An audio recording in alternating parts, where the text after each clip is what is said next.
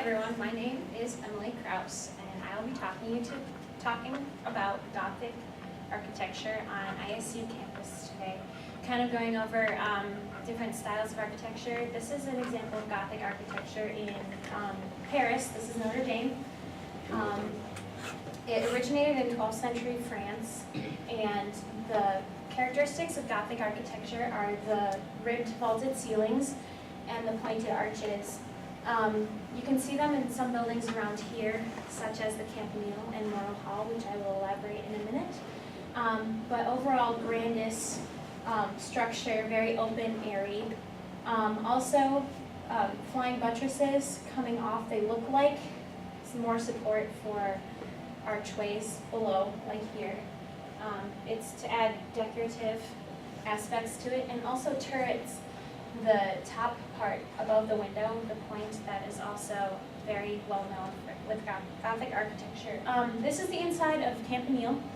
It has the pointed arches, like I said earlier with Gothic architecture. It doesn't have the ribbed ceiling, but it is vaulted. The light in the middle, that kind of looks like inside of churches that you'd find in Europe as well. So this is the outside of it, and you can see near the clock tower that there are pointed arches by the bells and the turret at the top, and there's also a turret lower. So this was built by, from Edgar Stanton for his wife, and the bells inside represent different things that have happened in his life with his family. This is Morrill Hall, another example of Gothic architecture. You can see with the turrets on the ceiling. On the roof, and this has housed many different things, anything from a bowling alley to a barber shop to a library to a museum over the years. And it's a great accent on campus. And these are both dated pictures close to when they were built. They were built in the 1890s, so around the same time period. Not the same designer, but it was definitely a point on ISU's foundation where Gothic architecture is coming into play. This is an example of postmodernism. This is Howe Hall, right next to the College of Design. You guys are very familiar with it. It is meant to represent an ocean liner. You can see with the stacks on the side. It's kind of showing that there's Gothic architecture showing the old ways, and this is the new way. This is also postmodernism. This is Mali Bio. You can see the DNA structures on the corners. And they reach up to these kind of robot-looking things. So this is kind of a different change of pace from Gothic architecture, still in postmodernism. And the next slide is the College of Design, you guys know. This is modernism, so it's very different than Gothic architecture. This is clean lines, clean spaces, open areas, and some people find it warm and easy to work in, others not so much. Carver, the hall we are in right now, is also another form of modern architecture. And as you can tell, our classroom, not very many windows towards the inside.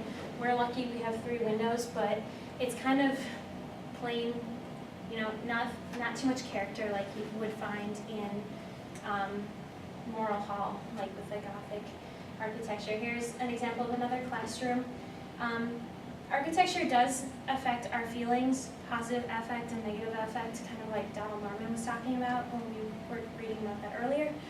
And this, I guess, for me personally, it's a negative affect, very plain, clean lines. This is Park's Library, and this kind of has older architecture to it, Roman kind of Gothic influence. And so some people work better where it's more like homey. People consider like the ornateness to be more homey, old school. But there is definitely a combination of all different kinds of architecture on campus, and students can find where they work best. Some people work best with clean lines like this, very straight to the point. Others like to feel more at home, like me, with the more ornate things. And all together builds up this campus that we call Iowa State. And you can find, as you walk through around the circle and around the outskirts, that walking past different buildings is like walking past a different part of history with all the different kinds of architecture and all the different kinds of buildings we have here on campus.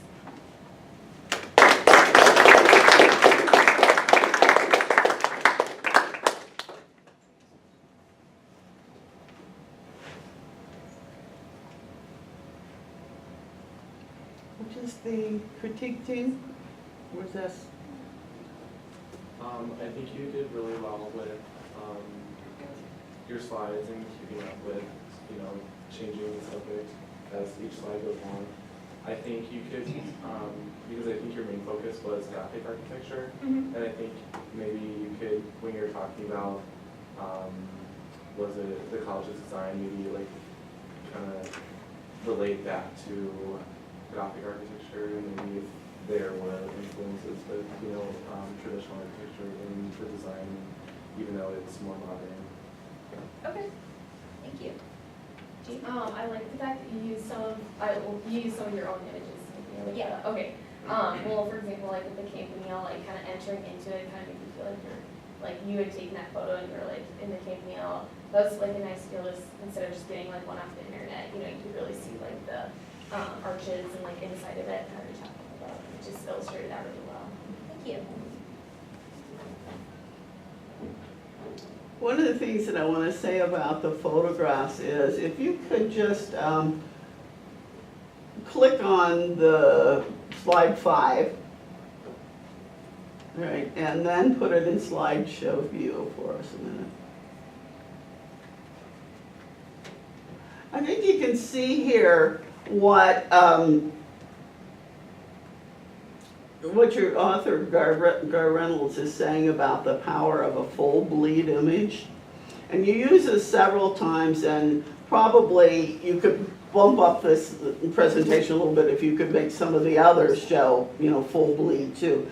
Because part of it is remembering that when you look at on your computer screen and you're looking at things with a border, it looks good. It's, that's the visual that's coming in. But when we project, depending upon what the projector allows, it's creating borders that we don't even want around there. So then you get the notion of 2 borders or something. So I'm not saying it's wrong, and you surely should not stretch an image or distort it in any way or pixelate it to get it to cover full bleed. But I think you can see here the power of a full bleed image in the places where you used it. Very effective for things that you're going to project. And when you make a presentation like this, you always think, well, I may have cause to give this presentation again. So even if you knew what it would project like here, you wouldn't know somewhere else you were going to show it or whatever. So when you can do these full bleeds, they work very well. And I think you did a great job of actually presenting material, and the images then enhance what you say. Because one of the problems that is often encountered with this is that people make some slides and then they describe only what's on the slide. But you used your ability to talk to describe features that went beyond the slide but were related to it, and that gave us more information throughout. So I think it's a good job for a starting day. I really do.